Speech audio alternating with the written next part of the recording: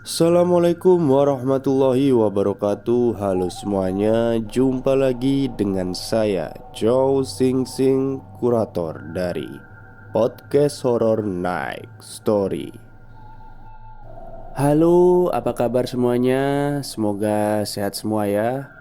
Dan pada malam hari ini seperti biasanya, saya akan membawakan sebuah kisah mistis untuk kalian semua. Tapi kali ini bukan saya yang membawakan, melainkan langsung dari narasumbernya, yaitu Mbak V. Dan ingat ya, ini bukan Mbak V yang ada di Do You See What I See, melainkan Mbak V yang ada di podcast Horror Night Story. Ingat ya, beda orang, tapi namanya sama. Oke, seperti apa kisahnya? Mari kita simak. Assalamualaikum warahmatullahi wabarakatuh. Dulu ketika saya kecil, saya ingat betul ada salah satu perempatan di desaku yang ada gerdonnya.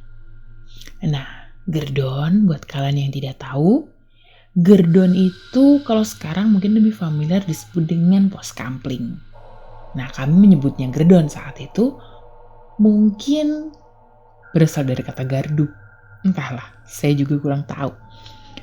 Yang saya tahu, gerdon adalah tempat yang menyenangkan untuk saya bermain bersama teman-teman saya. Dan jika malam hari, Pak Hansip dan beberapa pria-pria dewasa di lingkungan sekitarku berkumpul di situ untuk kemudian melakukan patroli keliling. Jadi saat itu, gerdon adalah salah satu titik penting untuk menjaga keamanan lingkungan sekitarku. Tapi kemudian seiring berjalannya waktu, gerdon itu jadi sepi. Mulai jarang ada yang mengunjungi. Ya mungkin karena sibuk dengan urusannya sendiri-sendiri. Terlebih ketika Pak Rusli, si pemilik pekarangan di belakang gerdon itu mengalami kebangkrutan atas usahanya yang membuat semua aset-asetnya disita oleh negara. Ya akhirnya beliau pindah dari situ. Sejak saat itu gerdon semakin tidak terawat. Karena biasanya Bu Ruslilah yang sering membersihkan gerdon. Menyapu, merapikan rumput-rumput liar yang tumbuh di depannya. Jadi ketika beliau sudah tidak tinggal di situ lagi, gerdon itu jadi kumuh. Belum lagi bau yang menyengat. Terkadang bau pesing, terkadang bau minuman beralkohol karena juga beberapa kali digunakan oleh pemuda-pemuda kampung yang nakal untuk tempat mereka mabuk-mabukan. Atapnya mulai rapuh. Beberapa genteng bahkan sudah mulai jatuh. Hingga pada akhirnya gerdon itu benar-benar tidak berfungsi sama sekali. Tidak pernah ada yang datang ke situ. Terlebih ketika mulai banyak cerita-cerita dari warga tentang beberapa gangguan yang mereka dapatkan di gerdon itu. Di antaranya namanya Bu Badi, salah seorang perangkat desa di tempatku. Bu Badi pulang dari kantor desa itu sekitar jam 8:30, melewati gerdon itu. Jalan kaki pas waktu itu. Ketika melewati gerdon itu, Bu Badi mendengar suara perempuan memanggil namanya. Bu Badi, Keng Pundi. Bu Badi ingin menoleh, menjawab, tapi dia tidak melihat siapapun. Bu Badi sempat berdiri sebentar di depan gerdon itu memastikan bahwa tidak ada siapapun di Gerdon itu yang menyapanya. Setelah yakin tidak ada, Bu Bati pun berniat melanjutkan langkahnya. Hingga terdengar lagi suara yang sama. Bu Bati, keng pundi Bu? Atau dalam bahasa Indonesianya, dari mana Bu? Ya kurang lebih seperti itu. Dan ketika panggilan yang kedua itu, Bu Bati merasakan merinding yang sejadi-jadinya. Kemudian beliau hendak lari, tapi beliau melihat jadi di Gerdon itu ada bukan ventilasi ya, jadi kayak dia ada jendela. Kan bangunannya masih bangunan dulu yang kayak bentuk rumah gitu, jadi tembok gitu kan. Jadi di Gerdon itu ada kayak jendela, tapi itu nggak ada daun jendelanya gitu, jadi cuman ada lubangnya gitu. Dan ternyata pas Bu Bati lihat ke arah situ, Bu Bati melihat wajah perempuan dengan rambut panjang, hanya wajah, karena ya lubangnya tidak terlalu besar, hanya wajah dengan rambut yang panjang tapi kusut. Dia nyengir ke arah Bu Bati. Kontan Bu Bati langsung refleks lari tunggang-langgang pulang. Itu satu. Ada lagi Pak De Ruslan, kebetulan Pak De saya sendiri. Waktu itu beliau pulang dari sawah sudah agak larut ya, nggak tahu ada urusan apa di sawah. Ya memang biasanya juga memang beliau lewat situ gitu. Tapi waktu itu beliau naik sepeda. Kalau Bu Bati tadi kan jalan kaki. Nah pas ketika lewat situ, Pak Ruslan ini mendengar ada suitan. Jadi bukan suit, siulan. Nah jadi kayak ada orang bersiul gitu. Pak Ruslan berhenti kan, Pak De Ruslan berhenti, dicarinya kiri kanan nggak ada orang. Pak De sempat mikir kayak, oh mungkin anak iseng atau apa gitu kan. Nah beliau mau mengkayuh lagi karena memang tadi kan ketika dia dengar itu dia berhenti dulu gitu. Nah ketika beliau mau mengkayuh lagi, terdengar lagi siulan lagi. Nah setelah itu kata Pak De tuh kayak denger siulannya itu berasal dari arah Gerdon.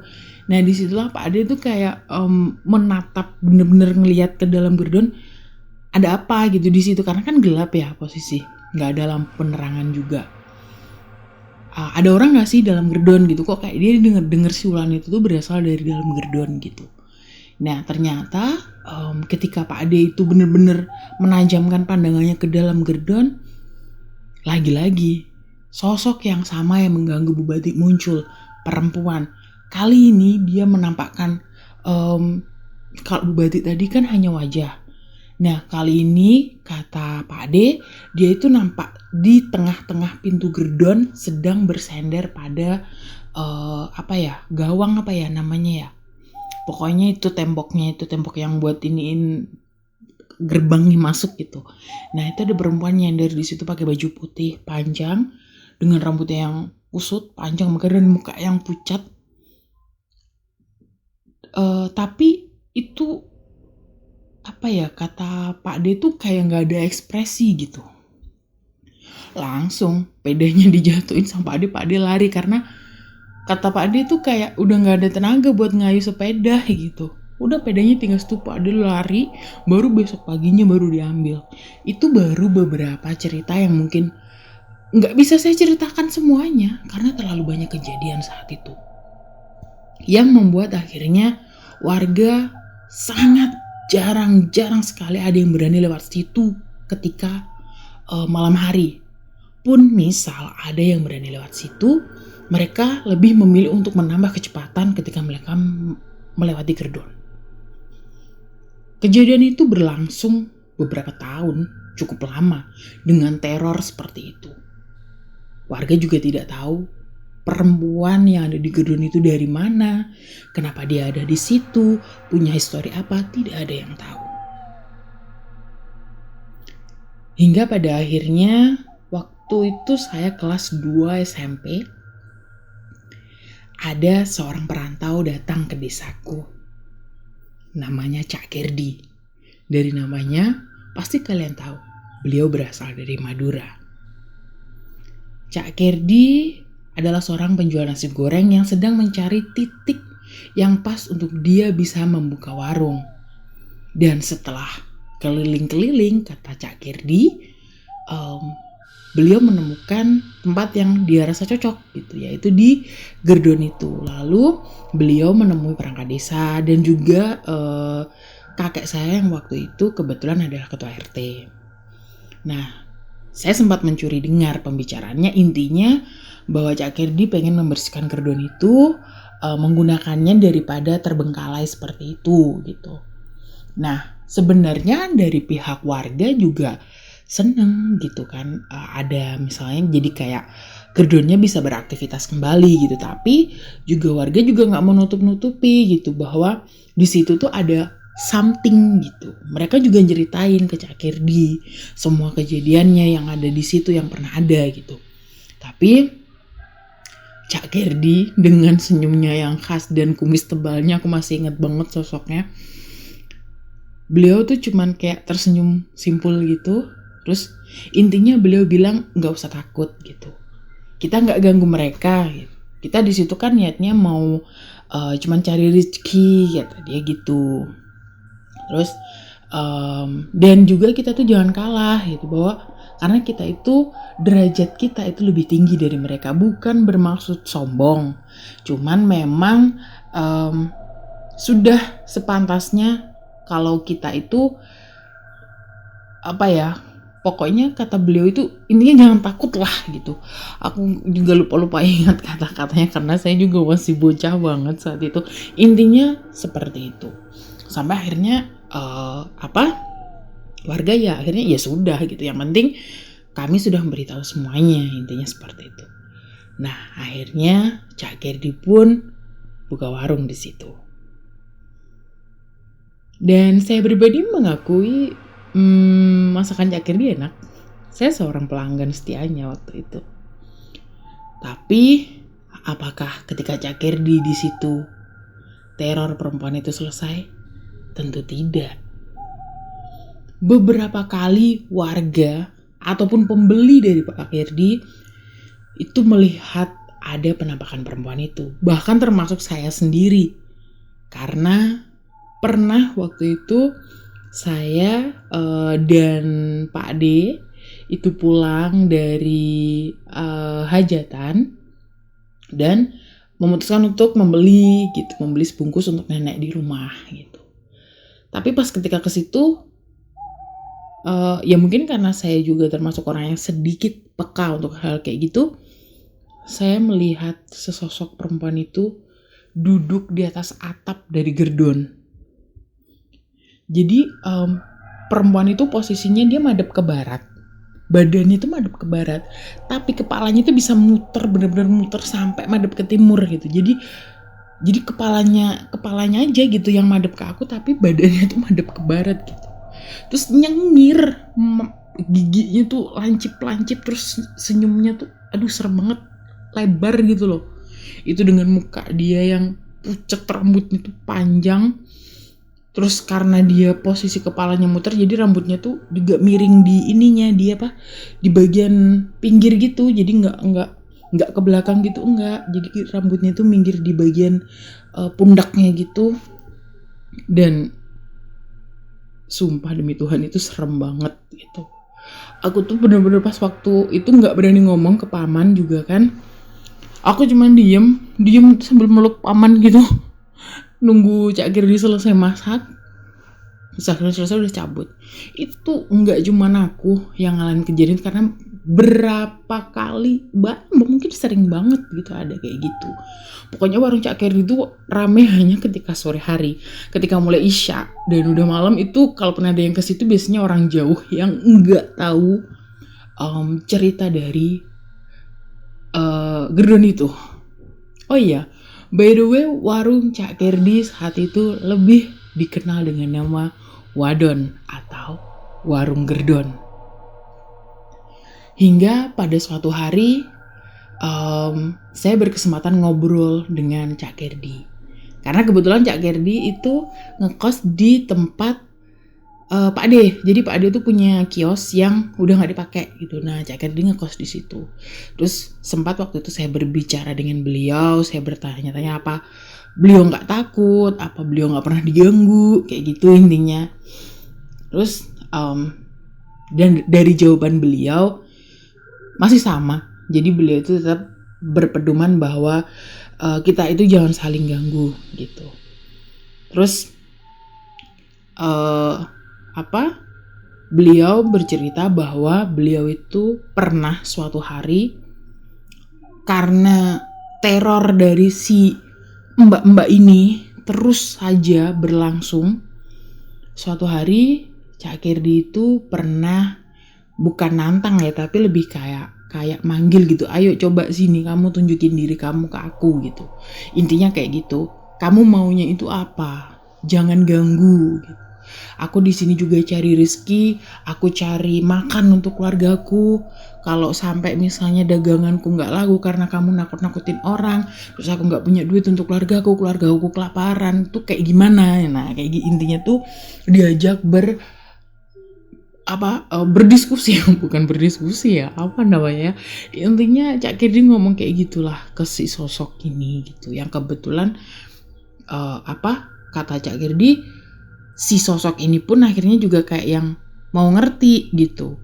Dan kata Cak Kirdi, si mbaknya ini, dia bilang dia tuh cuma pengen punya teman gitu, dia tuh cuma pengen main gitu. Tapi kenapa ketika dia tuh kayak mau kenalan ibaratnya sama orang, atau ketika dia berusaha untuk memunculkan diri sama orang tuh selalu takut gitu. Mungkin mbaknya juga nggak sadar atau gimana bahwa perwujudan beliau itu sangat menyeramkan buat saya. Hingga akhirnya setelah dilakukan mediasi dengan baik, kata Cak Kirdi akhirnya kayak bikin kesepakatan, ya udah kamu tuh kalau mau nunjukin diri ke saya, jangan ke orang lain. Intinya tuh jangan ke pelanggan, takutnya mereka nanti jadi trauma nggak mau balik, Pak Kirdi juga gitu kan yang susah gitu. Dan ternyata itu manjur gitu. Sejak saat itu aku hampir tidak pernah mendengar cerita tentang gangguan si mbak-mbak Gerdon ini. Tapi kemudian Cak Kirdi harus pulang kampung karena ibunya sakit dan dia harus ngerawat ibunya. Akhirnya wadon pun tutup. Warung Gerdon itu tinggal cerita. Gerdonnya masih ada. Warungnya ya udah jadi legenda. Dan perempuan itu, si Mbak Gerdon, masih ada sampai sekarang. Ketika misalnya saya sedang ke rumah saya yang sana dan melewati Gerdon itu, saya masih sering melihat perempuan itu ada di sana. Terkadang duduk di atas atap, terkadang duduk di dalam bangunan, terkadang berdiri di tengah-tengah pintu. Bahkan pernah berapa kali aku melihat dia berbaring di depan pintu Gerdon. Jadi kayak kan ada terasnya kecil gitu. Aku pernah melihat dia berbaring di situ. Dia siapa? Entahlah. Aku juga tidak tahu. Aku juga tidak ingin mencari tahu. Wadon. Ya, inilah ceritanya. Warung Gerdon. Assalamualaikum warahmatullahi wabarakatuh. Selamat malam. Selamat beristirahat. Baik, terima kasih kepada Mbak V yang sudah menyumbangkan kisah mistisnya pada podcast Horror Next Story. Dan kalau boleh saya komentar sedikit, memang dalam cerita ini sepertinya setannya itu kesepian. Jadi kayak mencari teman gitu. Sebenarnya nggak niatnya nggak ganggu. Cuman karena dia tidak sadar akan bentuknya yang begitu menyeramkan, ya orang-orang kan pada takut ya. Jadi kalau boleh saya usul pada kalian semua, jika kalian bertemu sesuatu di jalan, entah itu makhluk halus atau apa, jangan lari, samperin, terus ajak kenalan. Siapa tahu kan mereka itu butuh teman gitu loh. Niatnya nggak nakut-nakutin. Kita kan juga nggak boleh suudon sama setan. Terima kasih kepada kalian semua yang sudah mendengarkan podcast Horror Next Story malam ini.